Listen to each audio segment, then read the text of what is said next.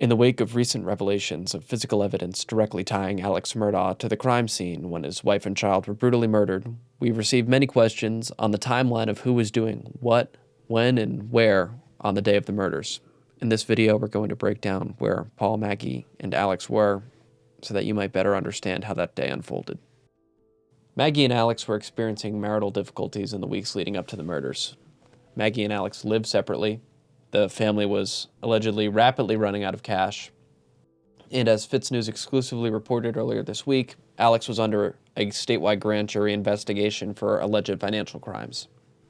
At the time of her death, Maggie had a number of unpaid bills and a dwindling bank account, although she was not known to discuss her financial issues with those who were close to her.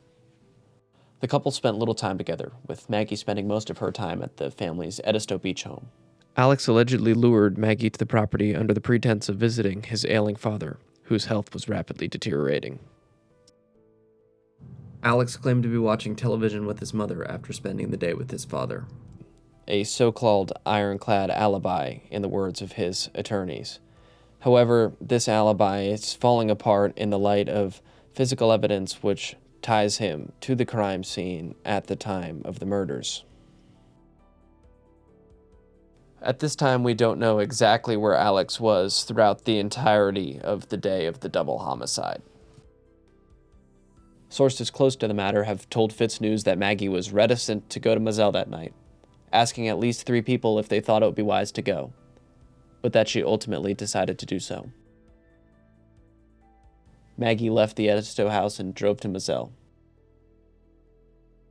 Sources tell FITSNews that Maggie knew that Paul was going to be at the property that night.